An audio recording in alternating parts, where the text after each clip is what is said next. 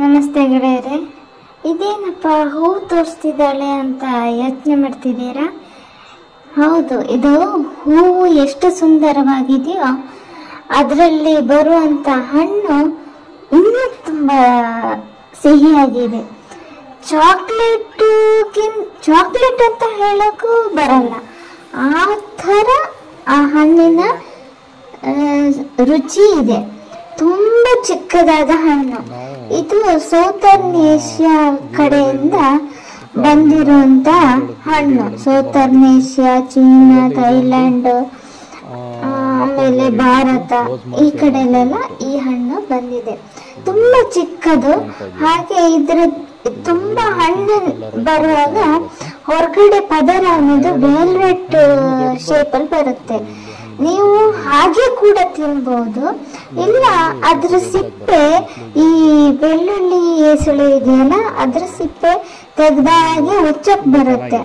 ಅದರಲ್ಲಿ ಚಿಕ್ಕ ಚಿಕ್ಕ ಚಿಕ್ಕ ಚಿಕ್ಕ ಸಣ್ಣ ಸಣ್ಣ ಸಣ್ಣ ಸಣ್ಣ ಬೀಜಗಳಿದೆ.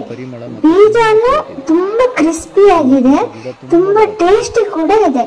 ಆ ಬೀಜ ಮತ್ತೆ ಆ ಹಣ್ಣನ್ನು ತಿನ್ನಕ್ಕೆ ತುಂಬಾ ತುಂಬಾ ಅಂದ್ರೆ ತುಂಬಾ ತುಂಬಾ ಚಂದ ಇದೆ. ಇದ್ರ ಹೆಸರು ರೋಸ್ ಮಾರ್ಟೆಲ್ ಅಂತ ಹೆಸರು ಇದಕ್ಕೆ. ಅದರ ಹೂವು ಕೂಡ ತುಂಬಾ ಚಂದ ಇದೆ, ಆ ಹಣ್ಣು ಕೂಡ ಚಂದ ಇದೆ.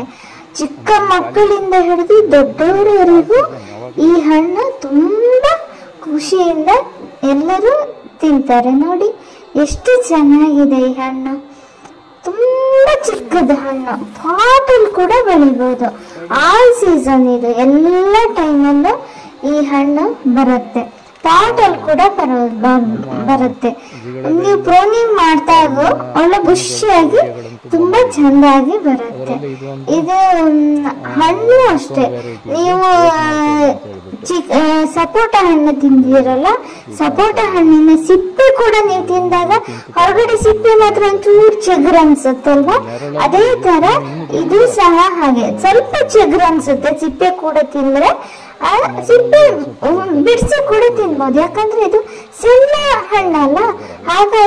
ಹಾಗಾಗಿ ಆ ಸಿಪ್ಪೆ ಬಿಡ್ಸೋಕೆ ತುಂಬಾ ಟೈಮ್ ತಗೊಳತ್ತೆ. ಹಾಗಾಗಿ ಸಿಪ್ಪೆ ಕೂಡ ತಿನ್ಬೋದು, ಅದನ್ನ ಬಿಡಿಸಿ ಕೂಡ ತಿನ್ಬೋದು.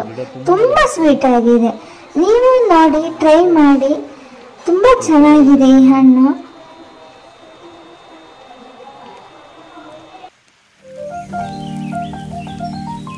ಪಾಟಲ್ಲಿ ಬೆಳಿಬೇಕು.